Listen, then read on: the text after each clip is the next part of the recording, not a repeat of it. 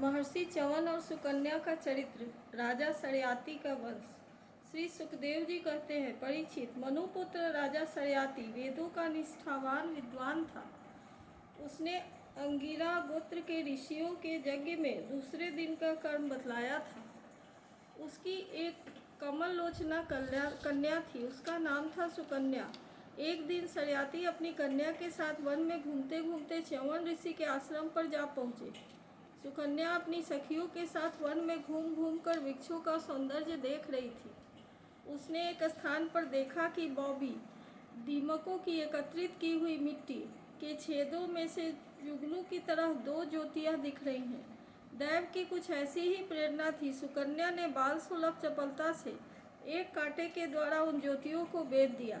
इससे उनमें से बहुत सा खून बह चला। उसी समय राजा सड़याती के सैनिकों का मलमूत्र रुक गया।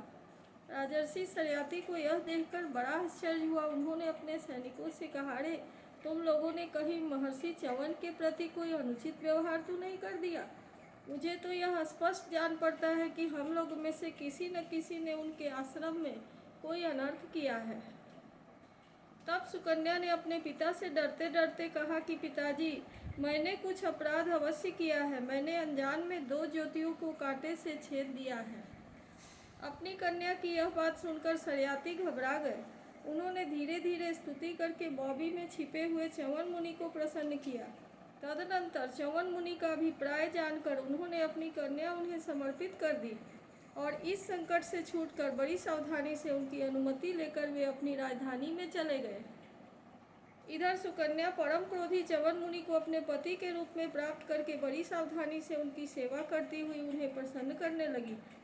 वह उनकी मनोवृत्ति को जानकर उनके अनुसार ही बर्ताव करती थी। कुछ समय बीत जाने पर उनके आश्रम पर दोनों अश्विनी कुमार आए। च्यवन मुनि ने उनका यथोचित सत्कार किया और कहा कि आप दोनों समर्थ हैं, इसलिए मुझे युवा अवस्था प्रदान कीजिए। मेरा रूप एवं अवस्था ऐसी कर दीजिए जिससे युवती स्त्रियां चाहती हैं।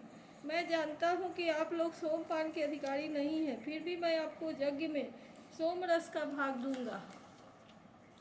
वैद्य शिरोमणि अश्विनी कुमारों ने महर्षि च्यवन का अभिनंदन करके कहा, ठीक है, और इसके बाद उनसे कहा कि यह सिद्धों के द्वारा बनाया हुआ कुंड है, आप इसमें स्नान कीजिए। च्यवन मुनि के शरीर को बुढ़ापे ने घेर रखा था। सब ओर नसें दिख रही थी। झुर्रियाँ पड़ जाने एवं बाल पक जाने के कारण वे देखने में बहुत भद्दे लगते थे। अश्विनी कुमारों ने उन्हें अपने साथ लेकर कुंड में प्रवेश किया। उसी समय कुंड से 3 पुरुष बाहर निकले। वे तीनों ही कमलों की माला, कुंडल और सुंदर वस्त्र पहने एक से मालूम होते थे। वे बड़े ही सुंदर एवं स्त्रियों के प्रिय लगने वाले थे।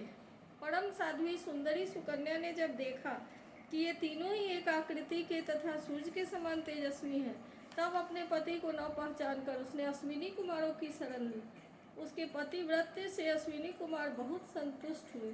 उन्होंने उसके पति को बतला दिया और फिर च्यवन मुनि की आज्ञा लेकर विमान के द्वारा वे स्वर्ग को चले गए। कुछ समय बाद यज्ञ करने की इच्छा से राजा सड़याती च्यवन मुनि के आश्रम पर आए।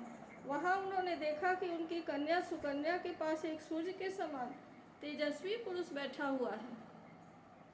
सुकन्या ने उनके चरणों की वंदना की। सड़याती ने उसे आशीर्वाद नहीं दिया और कुछ अप्रसन्न से होकर बोले, दुष्टे, यह तूने क्या किया? क्या तूने सबके वंदनीय च्यवन मुनि को धोखा दे दिया? अवश्य ही तूने उनको बूढ़ा और अपने काम का न समझकर उन्हें छोड़ दिया है। अब तू इस राह चलते जार पुरुष की सेवा कर रही है। तेरा जन्म तो बड़े ऊंचे कुल में हुआ था, यह उल्टी बुद्धि तुझे कैसे प्राप्त हो गई?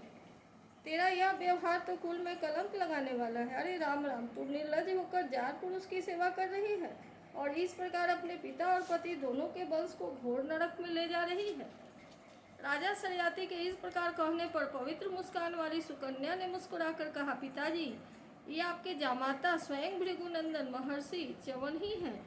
इसके बाद उसने अपने पिता से महर्षि च्यवन के यौवन और सौंदर्य की प्राप्ति का सारा वृत्तांत कह सुनाया।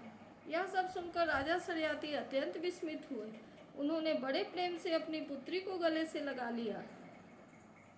महर्षि च्यवन ने वीर सड़याती से सोम यज्ञ का अनुष्ठान करवाया और सोमपान के अधिकारी न होने पर भी अपने प्रभाव से अश्विनी कुमारों को सोमपान कराया।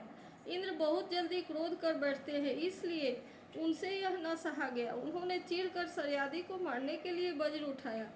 महर्षि च्यवन ने वज्र के साथ उनके हाथ को वहीं स्तंभित कर दिया। तब सब देवता ने अश्विनी कुमारों को सोम का भाग देना स्वीकार कर लिया। उन लोगों ने वैद्य होने के कारण पहले अश्विनी कुमारों का सोमपान से बहिष्कार कर रखा था।